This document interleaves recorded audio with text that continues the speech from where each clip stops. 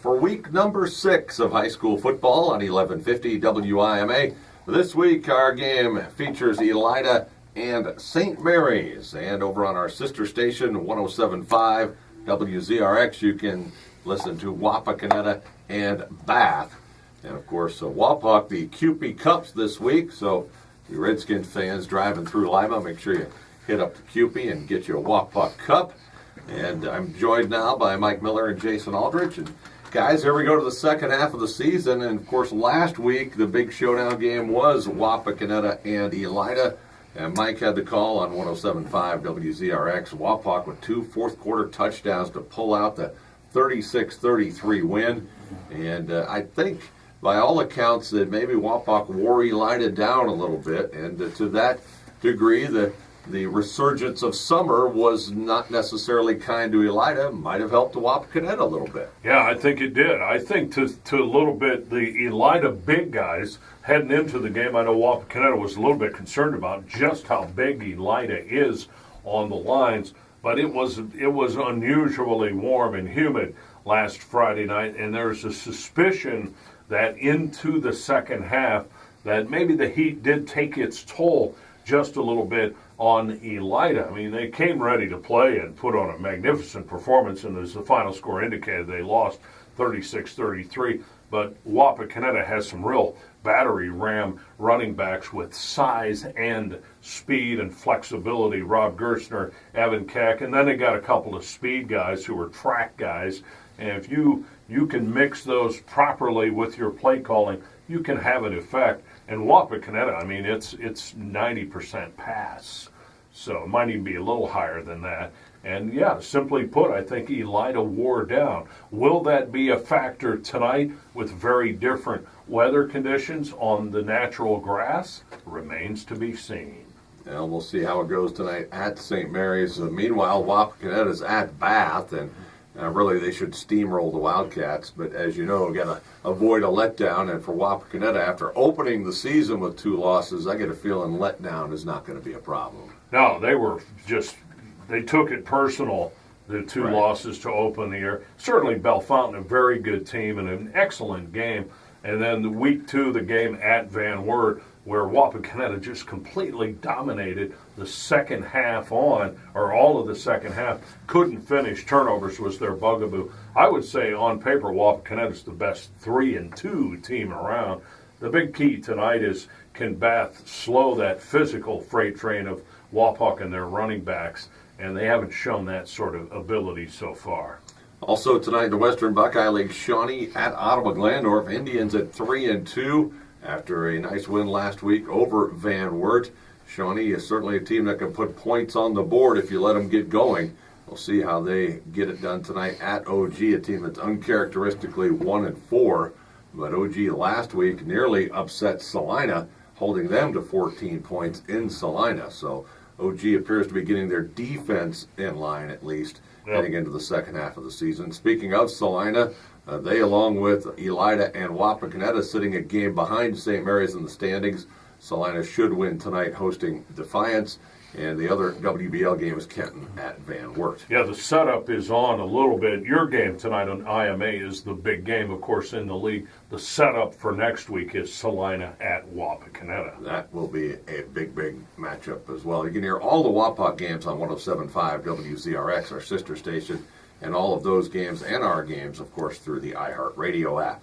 Last week, that game was Lima Senior hosting Whitmer. Jason Aldrich is with us. He had the call on that game, and unfortunately, Jason, it went south really quickly for Lima Senior, specifically the second quarter. It got away from them, and it really tough to overcome bad snaps, whether it's in the shotgun or in special teams. And the Spartans had an unfortunate situation where their normal center and snapper couldn't go. And they probably would have lost to Whitmer anyway as it played out, but they made it real easy for the Panthers, didn't they? They really did, and again, that just stresses and points out how special teams are so overlooked, specifically at the high school level. Right. You got to have guys who can flat out just get the ball back to whoever's holding it. You got to get the hold down properly, laces out, especially when you're kicking. And Darnell Collins and I called the game, and we just had that funny feeling on the very first possession of the day, of the night for Lima Senior. They went 3 and out, deep in their own territory, and the snap didn't get back to the punter. Whitmer recovers it, touchdown, pretty much downhill from there. We had a running clock in the second half, a very long first half. It was hot out as well, so all of that factored in. Yeah, I know. Talking with Coach Griffin on Saturday morning with you on Coach's Corner, he didn't like the effort from his team, and he talked about that. But it's really demoralizing too. That's the thing about special teams gaffes. Other than a defensive score against you by the other team, special teams gaffes really sap momentum. Muffed punts, bad punt snaps, those things just really kill your morale. And I think all of that with the heat and the running clock, I think, caught up with Lima Senior attitudinally last week. And tonight they host Fremont Ross. They'll try to get it turned around. I totally agree, Todd. And I think they will. They'll find their mojo back tonight. The other thing is Whitmer, with their tradition and their enormity, with their size, their depth, it psychologically it wears you down when you play a team like Whitmer, because they've got 3 guys at every spot ready to fill in. And I'm going to just I think Lima Senior on their best year might not be able to beat Whitmer. That's how the disparity is with Whitmer, and to a large degree the rest of that league, with the singular exception of Toledo Central Catholic. And those two play tonight, by the way, Central Catholic and Whitmer, in a monster matchup in Toledo.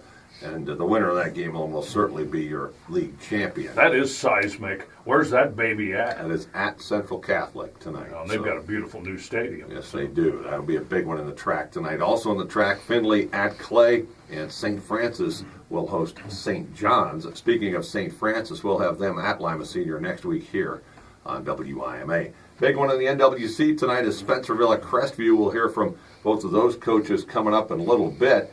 And the Knights have lived up to their preseason billing, guys. We thought they'd be one of the favorites. Drew Klein and the Knights are 5-0. How about this? The Knights average 170 rushing, 176 passing. So a lot of people talk. Where's the balance? Yeah, a lot of people talk about balance. The Knights are getting it done. Spencerville getting healthy. Got Chris Picker back. They're starting to feel good. They need this win tonight to maybe establish themselves as a co-favorite. They already knocked off Ada last week. Yeah. Now they get a shot at Crestview. Right. Actually, a little bit of progress for Spencerville with their 3-game winning streak. And in fairness to Coach Chris Summer, and we know how it goes, guys. New regime, new deal, and the difference is you can practice well, but you need to actually work your methods through game competition. And I give Coach Summers some props that they haven't given up, and that might be the last best hope for anybody to catch Crestview tonight, huh? Yeah, we'll see how it goes. Also, Jefferson at Paulding, Allen East home for Bluffton, Columbus Grove at Ada. In the MAC, it's another undefeated showdown this week. Anna at Marion Local, and of course the Flyers are royalty in the MAC. Anna, a upstart, if you will, with their football program, an infant compared to others in the area. You cannot really describe how big a win this would be program-wise for Anna if they could pull the upset tonight at Marion. Flyers struggled last week with Versailles, a pretty good team, but Flyers are having some offensive challenges. I've heard Coach Tim Goodwin talk about that, so they'll look to get it going tonight. St. John's is home for New Bremen. Jays lost to Anna last week. Also, Minster at St. Henry, both of them looking to bounce back from losses last week.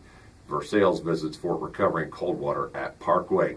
Perry will be at USV tonight. Commodores looking for their 3rd straight win. And tomorrow, Lima Central Catholic hosts Woodland out of Indiana. That's a night game at Spartan Stadium tomorrow night. T-Birds, guys, a quiet 4-1. They've shown some real explosiveness with their athletes and their offensive running game with the jet sweep system that Coach Palte's brought back. T-Birds quietly at 4-1, and Woodland would give them a big boost. Right. I think Woodland's undefeated. Yeah. Whatever the context of their Indiana division that they're in, I think they're relatively a smaller school also. Now, T-Birds took a loss early, and everybody sort of wrote them off. They lost to St. John's. Okay, and they haven't lost since. They have not lost since. A lot to be said for that. That's why I always try to impress upon everybody you can't draw these season-long conclusions through 1 or 2 games. You So can draw a conclusion tonight when Elida plays St. Mary's. It's going to have a big effect on the WBL, and that's our game tonight. That wraps up our roundtable segment. We'll talk with the hometown station's Jason Geiser next as the Web Insurance Countdown to Kickoff continues for Week 6 on 1150 WIMA.